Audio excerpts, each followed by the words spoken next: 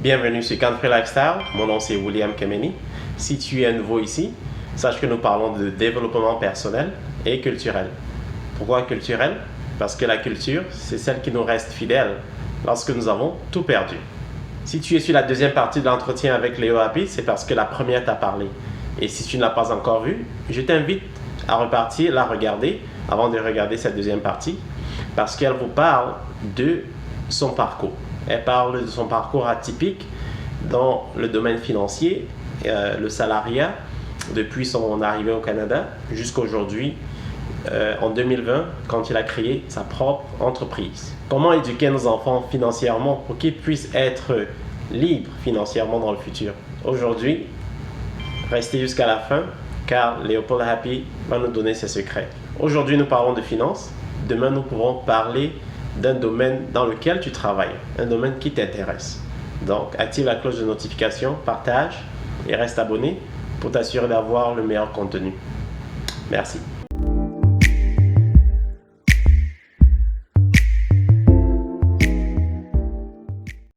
Oui, je pense que tu as ce truc-là, le don de transmettre ou bien l'attitude de transmettre. Et avec tes 14 ans, je vais dire bientôt 15 ans d'expérience dans ce domaine en banque et personnel, parce que tu as dit que tu l'as fait pour toi, et je suis sûr pour d'autres personnes autour de toi. Tu as dû rencontrer plusieurs familles, des personnes dans différents cas, une personne dans le célibat, une personne mariée, des enfants. Tout à Maintenant, fait. tu t'es lancé dans l'entrepreneuriat et tu aides les familles. Et c'est très important que nous avons choisi de parler des enfants parce que certaines communautés ne discutent pas des finances ou d'argent avec leurs enfants. Donc, quelle est l'importance d'enseigner les bases de la gestion financière aux adultes et beaucoup plus, aussi bien qu'à leurs enfants? Ça, c'est une très belle question. Je pense que, comme on dit, knowledge is power. Et Warren Buffett, qui est l'un des meilleurs investisseurs, ou bien les plus grands investisseurs sur les marchés boursiers, a dit le meilleur investissement que tu peux faire, c'est en toi-même. Je pense que nous devons prendre ça très au sérieux. Nous devons pouvoir valoriser nos enfants dès le bas âge en leur donnant la bonne information. Donc, comme j'ai mentionné tantôt, le fait d'avoir côtoyé des personnes fortunées, tu te rends compte que leur façon de réfléchir est complètement différente de la façon dont nous avons souvent réfléchi. C'est vrai. Et j'ai vu, par exemple, pendant que je travaillais, la richesse se transmet de génération en génération. Je vois, par exemple, un client qui vient, peut-être le parent est décédé, voilà 3 millions que sa mère lui a laissé. Certificat d'action, voilà 5 millions que sa mère lui a laissé. Pour moi, c'était des montants qui ne paraissaient même pas... C'était invraisemblable. Mais c'était Donc, et je me suis aussi rendu compte que les autres communautés ont cette éducation dès le bas âge. Dès le bas âge, on ne sous-estime pas les enfants. On commence à les valoriser en leur disant, voici, ça c'est important. L'épargne est très, très importante. On commence, il n'est jamais très tôt pour commencer à parler de l'argent aux enfants. Il n'est jamais très tôt. Donc c'est important que nous disions à nos enfants, voici comment les choses se passent. La valeur de l'argent, on commence à leur apprendre ça dès le bas âge. Généralement, dans nos communautés, malheureusement, ce qui se passe, c'est qu'on met plus l'accent sur, peut-être quand il y a un anniversaire pour un enfant, on met plutôt l'accent sur les cadeaux qu'on va lui apporter. Mais généralement, l'enfant, il y a même des cadeaux, par exemple, les enfants. Moi, j'ai 3 enfants. Il y a plusieurs cadeaux qu'on a reçus, non pas ouverts. Parce qu'on s'est dit, ça, c'est un cadeau qui est même, qui va même peut-être créer plutôt, qui va plutôt distraire l'enfant, ou bien c'est tellement petit, il peut m'avaler certaines pièces de ce cadeau, ça peut être plutôt dangereux pour sa santé. Donc, par contre, le parent qui l'a offert de bonne foi. Mais peut-être ça aurait été mieux de mettre cet argent dans autre chose, par exemple au niveau de l'éducation. Donc, c'est important que nous commençons à dire à nos enfants très tôt, voilà, il y a une différence entre le besoin, par exemple, et l'envie. Donc, les enfants ont 10 ans, 6 ans et 4 ans. Alors, mon fils, il 10 ans, papa, je veux acheter ceci, papa, achète-moi ceci, papa, achète-moi ceci. Et très souvent, la question que je lui pose, est-ce que tu penses que c'est nécessaire? Tu as envie de ce produit ou bien tu en as besoin? C'est important, dès le bas âge, d'amener nos enfants à différencier l'envie et le besoin. Et de cette manière, quand l'enfant dit je veux ceci, on ne dit pas directement non, mais l'amener à comprendre, est-ce que c'est nécessaire? Parfois, je dis à mes enfants, quand j'aurai l'argent, je vais faire telle chose. Il me dit, mais papa, tu vas avoir l'argent quand? J'ai dit, mais je dois travailler. Je dois travailler pour l'avoir. Si je travaille, je n'aurai pas. Il me dit, ah bon. Donc, non seulement je lui apprends la patience, je lui apprends aussi qu'il y a de la valeur. Donc, ça ne tombe pas des arbres. Oui, j'ai l'impression que nous sommes dans une génération qui est rapide, tout le monde veut tout de suite. Dès que la télé présente un téléphone, ouais. C'est comme si tu ne l'as pas tout de suite, tu perds de la valeur. Voilà. Et, oui, je vais te reprendre ce que tu as dit. L'une des astuces, je pense que tu vas même devancer là, tu as parlé de penser à ça, la différence entre ce dont tu as besoin et ce que tu veux. Tu peux nous donner un exemple et comment est-ce que tu as géré une situation quand un enfant a besoin d'un objet ou dans le cas où l'enfant veut un objet dont tu n'as pas besoin. Donc, disons par exemple, hier, ma fille a reçu son premier ordinateur, elle a 10 ans. Elle a reçu son premier ordinateur hier. On l'a commandé en ligne, mais ça a été tout un processus. Papa, je veux l'ordinateur, j'ai entendu ça il y a longtemps. Papa, je veux l'ordinateur, je veux le téléphone. Est-ce qu'elle n'aura pas son premier téléphone avant 12 ans? Quoi qu'il arrive, tu n'auras pas le téléphone avant 12 ans. Mais pour l'ordinateur, je trouve quand même que c'est bien. Parce que donc pour l'ordinateur, je lui ai dit, je l'ai encouragé à avoir l'ordinateur. Donc ce qu'on a fait, on a ouvert un compte. Elle a son compte depuis la banque. Et elle sait qu'elle ne peut pas dépenser plus, plus que 10% de son argent. Donc son argent qu'on lui donne, elle met dans son compte. Donc elle a contribué à l'achat de cet ordinateur. Donc chaque fois, peut-être s'il y a un tonton, une tata ou bien quelqu'un qui lui donne de l'argent, elle sait qu'elle le met dans son compte. Et tout ne peut pas être dépensé. Oui, elle a la possibilité de dépenser son argent, mais 10% de ce qu'elle a gagné. Et puis, on regarde le prix de l'ordinateur ensemble. On sait que voilà, ça coûte tel montant. On va travailler pour y arriver. L'ordinateur, est-ce que tu le veux ou est-ce que tu en as besoin? Est-ce que envie ou besoin? Donc, j'ai pu établir ça avec elle. Qu'est-ce qu'on va faire avec l'ordinateur? Par exemple, je vais créer ma plateforme Easy Finance. Ma fille est très créative. Elle m'a beaucoup aidé, par exemple, dans la conception de mes vidéos. Et je lui ai dit, voilà, quand je vais avoir l'ordinateur, tu vas continuer à travailler avec moi. Si tu m'aides dans mon travail, tu auras des bonus. Et tu vas fournir ton compte. Bon, voilà comment je l'ai amené. Je ne suis pas directement juste allé acheter l'ordinateur parce qu'elle a demandé. J'ai pu établir, est-ce que c'est important? Si on achète un ordinateur, ça va te rapporter. Non seulement ça va te permettre de continuer à travailler pour toi-même, mais aussi tu peux générer du revenu avec ça. Donc, on a vu que c'était important. Les autres choses qui ne sont pas très importantes, on a dit, bon, ça peut attendre. Ok, d'accord. Et elle reconnaît bien ce qui est important de ce qui n'est pas important. Exactement, tout à fait. Ok. Tu as dit 10% de son compte. Moi, je connais beaucoup d'adultes, moi inclus, qui ne sont pas capables d'utiliser ou bien de dépenser 10% de ce qu'on gagne. C'est toute une formation, c'est des habitudes qu'il faut changer et tout ça. Donc, j'imagine pour un enfant comment ça doit être. Bien sûr. C'est très bien de commencer très tôt. Et il y a une tata qui est venue à la maison et ma fille disait que est-ce que tu sais que mon père m'a dit que je peux seulement dépenser 10% de mon argent. Et la tata lui a demandé, mais tu as combien dans ton compte? Elle dit non, je ne peux pas dire, ça c'est secret. Et la tata lui a demandé, mais quel est le montant que tu peux dépenser? Donc tes 10% c'est combien? Elle a dit, cette tata veut me truquer. Si je lui dis le montant, elle va calculer pour savoir combien dans mon compte. Elle va calculer pour savoir, waouh, à 10 ans. Et puis elle a dit, tata, je sais combien je peux dépenser, mais je ne vais pas te dire le montant. Le taux, 10%. Donc, waouh, non, ça c'est bien. C'est important qu'on les initie dès le départ. Parler de ça. Par exemple, quand nous allons faire les courses, on va ensemble, je les amène souvent à comprendre. Peut-être on veut du pain, peut-être on veut du lait. Est-ce qu'on prend le premier qu'on voit? Le premier objet ou bien la première marchandise qu'on voit dans le magasin? Non. On regarde. On établir un peu la valeur, ça fait la différence entre le produit qu'on va acheter et sa valeur. Et sa valeur, oui. Oui. Est-ce qu'on a besoin du lait? Oui, le lait est important. Est-ce qu'on prend le premier qu'on a vu? Est-ce qu'il y a un lait qui est moins cher? Est-ce qu'on peut voir c'est quoi la différence? Je les amène déjà à établir cette petite différence-là depuis le bas âge. Ah, ça c'est très bien. Ok. Et dans ce cas, ça c'est une enfant qui est déjà très tôt. Il ne faut pas sous-estimer les enfants parce qu'ils sont capables d'apprendre. Ouais. Donc, avec les exemples que tu nous donnes, ça nous encourage vraiment à faire pareil avec nos enfants. Et pour ceux qui n'ont pas cette éducation, quels sont les risques pour des enfants qui ne reçoivent pas les connaissances financières? Les risques sont énormes, William. Les risques sont énormes. Ça, quand tu me poses quelque chose, ça me fait penser à cet article dans le New York Times qu'on a écrit en 2018 qui disait que nous sommes défavorisés, quoi. Nous sommes une communauté défavorisée. Donc 90% de notre communauté est condamnée à rester pauvre. Oui. Condamnée à rester pauvre.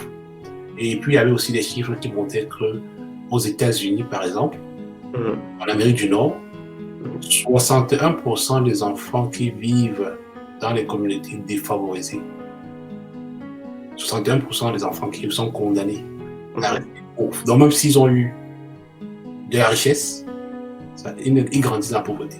Oui. Parce qu'au départ, il n'y a pas d'éducation. Il n'y a pas d'éducation financière pour savoir comment gérer cet argent. Oui. Donc on met l'accent sur autre chose qui a priori paraît important. Par exemple les fêtes, par exemple les vêtements, les marques, ce n'est pas ça la priorité. On devait plutôt apprendre à nos enfants à se prendre en charge, à se valoriser, montrer quel est le bien fondé d'avoir l'éducation. Et nous sommes aussi une communauté qui ne pense pas qu'on devrait investir dans ces choses-là, dans l'éducation. On pense que ça coûte cher. Oui. Malheureusement, c'est dommage. Rien n'est gratuit. Mais très souvent, je pense que c'est même pas si c'est de la mauvaise foi, c'est plutôt l'ignorance parce que on n'a pas tendance à investir là-dedans parce qu'on se dit c'est pas important, mais on investit pour autre chose. Oui. Parfois pour des futilités, ou bien des choses qui ont moins de valeur, qui ne nous rapportent pas. Non, tu as raison. Quand je regarde les documentaires, parce que même quand une personne de la communauté pauvre gagne des milliards, cet argent ne peut pas être réparti dans la communauté, même s'il le veut de son gré, parce que l'éducation est basée sur les dépenses. Et il n'y a pas de mécanisme interne dans la communauté qui permet de garder le dollar dans la communauté. Donc, c'est pour ça que si les enfants savent tous que, bon, voici le moyen de garder de l'argent, bien de multiplier l'argent, s'ils sont tous de la même communauté, ce sera facile de transmettre cette information et de garder cet argent. Ça veut dire que si tu as une boulangerie, moi j'ai une boutique où je fais du chocolat, tous les deux on peut s'associer à mettre le chocolat dans le pain et ça permet de garder l'argent entre nous deux. Alors que, oui, donc si vous avez 1 milliard, le seul endroit où tu vas les dépenser, c'est d'autres qui vous donnent ce service. Et s'ils ne sont pas de la communauté, l'argent va ressortir. Mais bon, je suis content que tu parles de ça. Je n'avais même pas pensé au-delà de la communauté parce que je me disais, je regarde toujours mes enfants, je regarde toujours mes cousins, mes cousines, c'est à eux que j'apprends. Mais c'est vraiment important de partager ces connaissances. Et je pense que quand je suis allé sur ton site, je pense que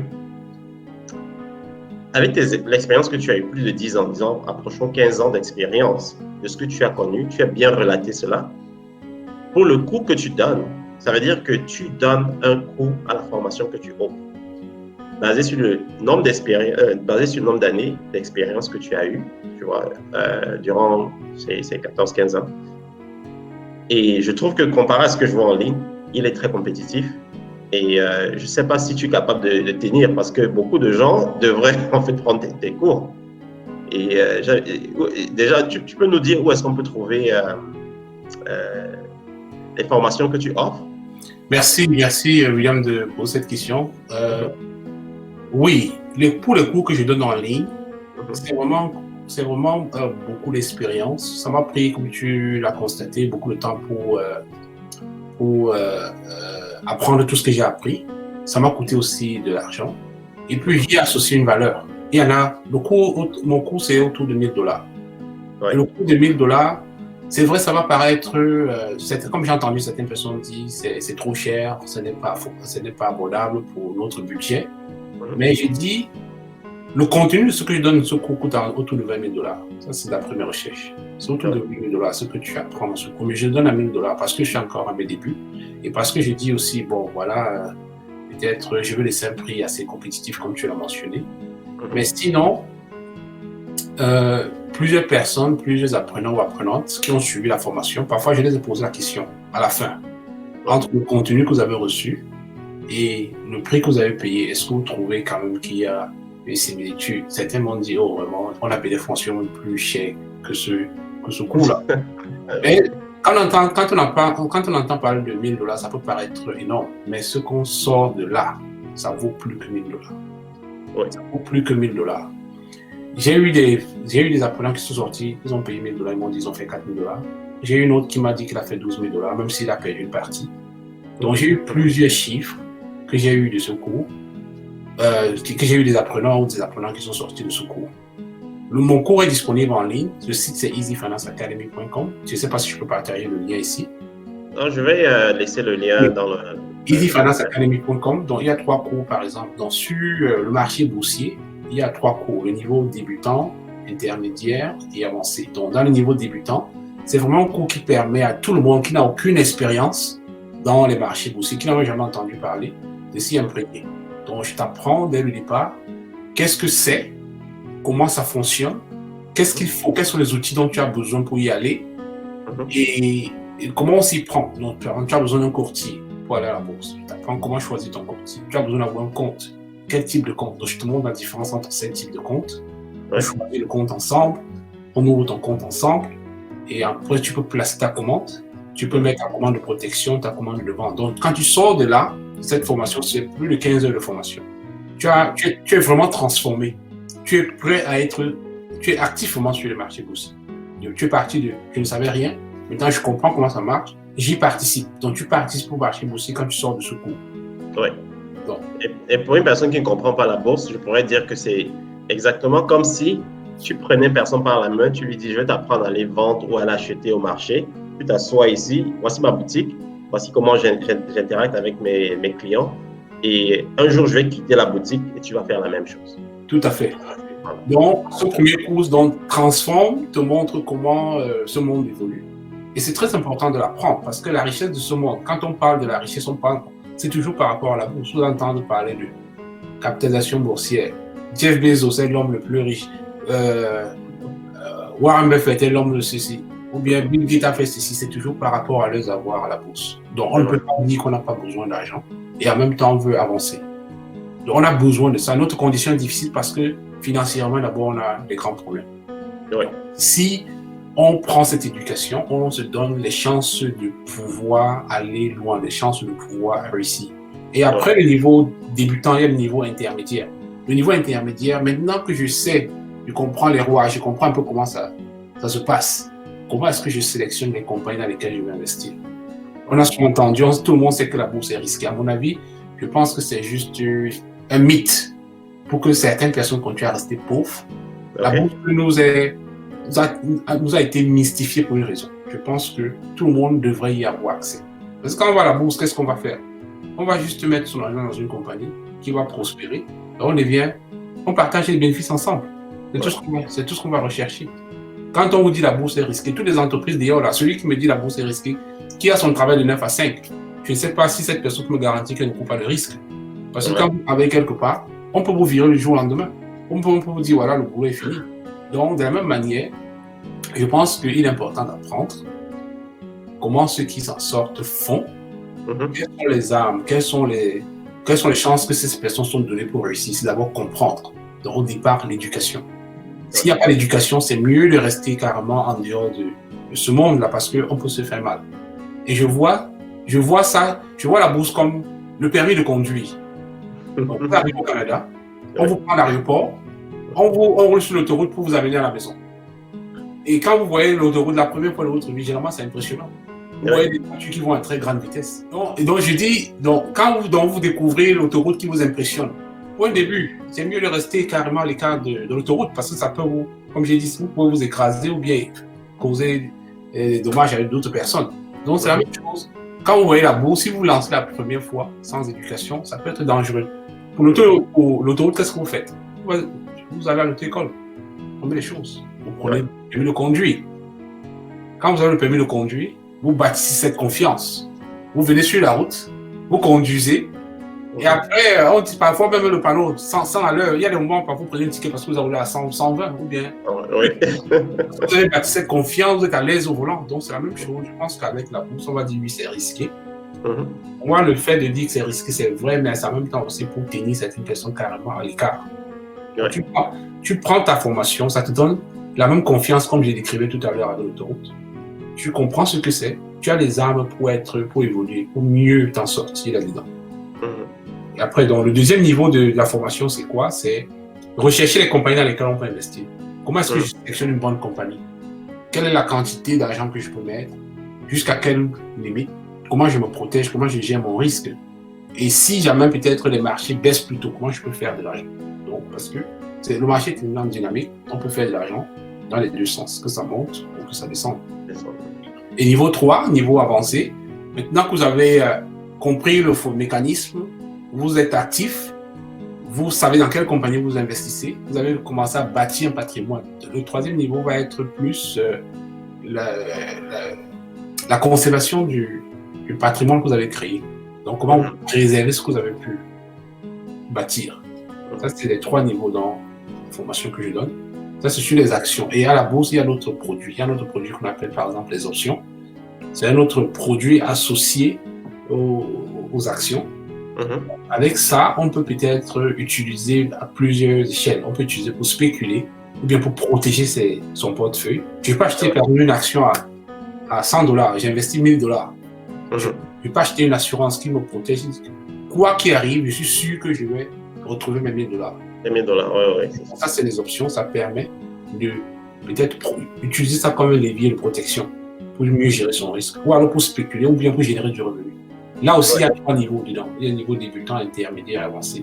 Et à cet effet, lundi, j'ai le niveau intermédiaire des actions qui va commencer. Il y a le niveau 1 des options qui commence. Donc, j'ai 2 formations qui viennent la semaine prochaine. Donc, les formations vont du 18 au 28 et on saute un jour. Donc, ça va être lundi, mercredi, vendredi et ainsi de suite. On saute un jour chaque fois. C'est 6 séances. Et ça se passe en ligne avec Zoom. Donc, c'est assez interactif, assez pratique. Donc, on a beaucoup d'exercices pratiques. On a environ une trentaine de personnes qu'on a formées jusqu'à présent. Ok, parfait. Et est-ce que tu as des formations pour des enfants? Pour l'instant, ce que Easy Finance est en train de suivre, nous sommes une plateforme. Nous sommes plutôt une plateforme qui répond aux besoins. L'année dernière, nous avons mené un sondage. On a interviewé environ plus de 50 personnes. Alors, le but du sondage était de savoir où se trouve pour pouvoir mieux identifier les besoins de notre communauté. Et de ce sondage, il est ressorti qu'il y avait un grand besoin sur les marchés boursiers, sur les finances. Après ça, nous allons avoir d'autres formations sur l'immobilier. Par exemple, comment acheter sa première maison, comment acheter sa deuxième maison. Et après ça, nous allons pousser sur les produits bancaires. Par exemple, les comptes, les cartes de crédit, les hypothèques, les marges de crédit, les découvertes, quel type de compte il y a pour les enfants. Donc, on a des formations aussi, c'est plus pour les parents, mais sinon, pour les enfants, oui, on a des formations. Déjà, même ma fille qui a 10 ans, je suis invité dans sa classe, je vais présenter mardi dans sa classe. J'ai une formation sur la littératie financière. Parfait. Et sinon, ça va être disponible aussi pour la communauté progressivement en ligne. Wow. Donc, tu as un site, tu enseignes, tu fais même des présentations, tu fais en présentiel. Oui. Tu as un site YouTube, une chaîne YouTube. Une chaîne YouTube, on a une chaîne Facebook, enfin une page Facebook aussi. Oui. LinkedIn. Et puis, je vais laisser tous les liens dans la barre des commentaires pour que les gens puissent accéder. Et vraiment, j'invite tout le monde à aller regarder parce qu'il donne des astuces toutes les semaines. Je vois que tu es toujours occupé. Toujours sur la toile. Je vais dire, si quelqu'un a une question, c'est comme si tu es disponible juste à l'heure, à la seconde à répondre. Donc, vraiment chapeau pour ça, parce que je sais que c'est pas, avec une famille, c'est pas facile d'être toujours présent pour la communauté. Mais bon, on a beaucoup à parler. Si quelqu'un voudrait te rejoindre, bien sûr, il pourra utiliser tous ces canaux pour avoir des informations. Et si vous voulez prendre la formation, allez directement sur le site web. Honnêtement, ça vaut la peine. Pour ce coup, ça vaut la peine. Faites-le maintenant avant qu'il ne prenne la notoriété parce qu'avec, comme il a dit, ça peut monter à $8,000. Tout à fait. Donc, avant de nous quitter, est-ce que tu peux nous parler de tes projets futurs, des futurs projets, ambitions? Bon, si tu as une mission que tu veux, comme par exemple, je vais juste te donner la raison pour laquelle je te pose cette question, c'est parce que on a demandé à Jeff Bezos. Tu es l'homme le plus riche, tu es milliardaire. Je veux dire, on ne voit pas que il y aura un déclin. Est-ce que tu as atteint tous tes rêves? Il dit non. Mon rêve, c'est d'aller sur la planète, c'est d'aller sur Mars, d'aller dans l'espace. Et que tant qu'il n'est pas sorti, il a l'impression d'avoir rien fait. Mais je dis, pour quelqu'un qui veut juste voir, même pas toucher, mais voir son compte bancaire, là, pour eux, ça, c'est leur rêve. Mais lui, il veut faire autre chose. Donc, ce qui est sûr, on n'a jamais atteint vraiment nos objectifs. Donc, quel est le tien? Tout à l'heure, j'ai mentionné que j'ai travaillé avec des personnes fortunées et j'ai trouvé que c'était un privilège. Je mentionne beaucoup ça parce que quand j'ai venu au Canada, je me disais à un moment donné, s'il y avait 10 000 $, j'allais faire telle chose. Après, quand les 10 000 $ arrivent, tu dis, si tu as 100 000 $, tu vas faire telle chose. Après, quand 100 000 $ arrivent, tu dis, si j'ai tel montant, je vais faire telle chose. Tu te rends compte que tu n'es jamais satisfait. Donc, quand tu as des problèmes d'argent, ou bien, généralement, nos problèmes économiques peuvent nous faire penser que voilà, le seuil ou bien le sommet à tel niveau. Mais quand on arrive là, on se rend compte que tout n'est pas réglé. Donc, j'ai été très marqué par le fait de voir quelqu'un quand je travaille à la banque, qui appelle, me dit, est-ce que vous êtes très occupé? J'ai dit, mais pourquoi monsieur? Il dit non, parce que j'ai besoin de parler. Ça fait 3 semaines, je n'ai parlé à personne. Et je regarde le monsieur là, 17 millions dans son compte. J'ai dit, mais comment quelqu'un qui a 17 millions, son problème c'est de parler? Wow. Donc je comprends directement que oui, quand on arrive à ces seuils-là, on n'est toujours pas satisfait. Donc moi, ça m'a interpellé. Cette façon de réfléchir, ça m'a interpellé, ça m'a fait comprendre que l'argent, c'est pas tout. C'est bien de l'avoir, mais il faut l'avoir et puis pouvoir résoudre des problèmes, pouvoir mettre son entourage à l'aise. Et je me suis rendu compte que quand tu montes tout seul, tu ne peux pas être à l'aise. Si tu montes seul, tu vas aller voir qu'il n'y a pas tes semblables, tu vas t'ennuyer. Donc, c'est pourquoi je reviens chercher ma communauté. C'est pourquoi je reviens partager mon expérience, tenir la main des cadettes, leur dire voilà, regardons dans cette direction. Donc, moi, mon rêve, c'est bâtir un institut où l'argent qui n'est pas enseigné à l'école aujourd'hui, qui est généralement un grand problème à ceux que nous dans notre condition, où les gens peuvent venir, par exemple, prendre des enseignements, où on peut comprendre que voici ce qu'on devrait savoir. La société aujourd'hui, malheureusement, nous a formaté dans un sens, à rester dans l'esclavage. Un enfant né, on l'envoie à l'école, on lui parle d'aller à l'école pour travailler, pour avoir tel diplôme, après on prépare son CV, on met l'accent sur la carrière, jamais sur l'entrepreneuriat. Et on continue à rester pauvre. Et on voit bien l'écart qui est entre les échelles de salaire. On voit bien dans nos communautés l'écart. Donc si on ne sort pas de ce mindset, de cette façon de réfléchir, on continue à rester où nous sommes. On va continuer à transmettre les cartes de crédit à nos enfants comme héritage. C'est ça. On va transmettre autre chose, d'autres savoirs, de la richesse. Donc c'est possible de le faire. Comment nous pouvons nous différencier? C'est avec la connaissance, l'éducation. Donc je rêve vraiment contribuer à ce niveau. Je rêve vraiment pouvoir toucher la communauté, pouvoir développer. Et je rêve que ceux que j'ai formés au départ, qu'on chemine ensemble, que demain aussi, qu'ils prennent le relais, ils ou elles prennent. Donc on fasse grandir vraiment la communauté. Moi, je rêve vraiment. Et l'autre point, c'est très important de valoriser nos enfants dès le bas âge. C'est vrai, nous venons d'un endroit où parfois il y a la distance entre le père et les enfants. Papa, on doit avoir peur de lui, c'est ça qui montre qu'on le respecte. Non, nous sommes dans un environnement où on devrait réfléchir différemment. Ce pays nous offre beaucoup de choses. On devait voir nos enfants comme des partenaires plutôt. Mieux on le comprend, mieux on gagne. On devait voir nos enfants comme des partenaires, les valoriser très très tôt. L'enfant parle par exemple, lui dit tais-toi, tout ça. Non, ça c'est des choses qu'on devrait changer. Parce que si on tue sa confiance depuis le bas âge, comment est-ce qu'on s'attend à ce que cet enfant soit confiant quand il va à l'extérieur? Donc dans le cercle familial déjà, on devrait pouvoir valoriser nos enfants, leur montrer que oui tu es capable, c'est comme ça que ces enfants vont trouver le pouvoir pour pouvoir bousculer toutes les frontières. C'est vrai. Et j'ai compris cela quand j'ai suivi le documentaire de Kadji Defosso. Parce qu'on pense que ce n'est pas possible en Afrique, c'est possible c'est possible dans toute communauté et tout le monde peut créer de la richesse. Avec ce que tu as expliqué, vraiment, que tu aies $1, $1 000 $, 1 million, 17 millions, tu auras toujours besoin d'atteindre certains objectifs et on a toujours besoin d'argent. À la naissance, on a besoin d'argent. pour les anniversaires, pour les mariages, achat de maison, on a besoin d'argent. Même pour les deuils, nous avons besoin d'argent. Donc, on ne peut pas dire qu'on fuit la richesse. OK. Donc, merci Léo d'être passé et peut-être prêté à l'exercice. C'était très intéressant. Moi-même, j'ai appris beaucoup pendant que tu parlais. Et tu le relatais avec beaucoup d'émotion, ce qui fait que tu es passé par avec ces expériences. Et je suis sûr que tu peux en partager plus. Donc, tu es toujours le bienvenu sur la chaîne. J'aimerais vraiment qu'on puisse décortiquer quelques autres éléments dont tu as parlé.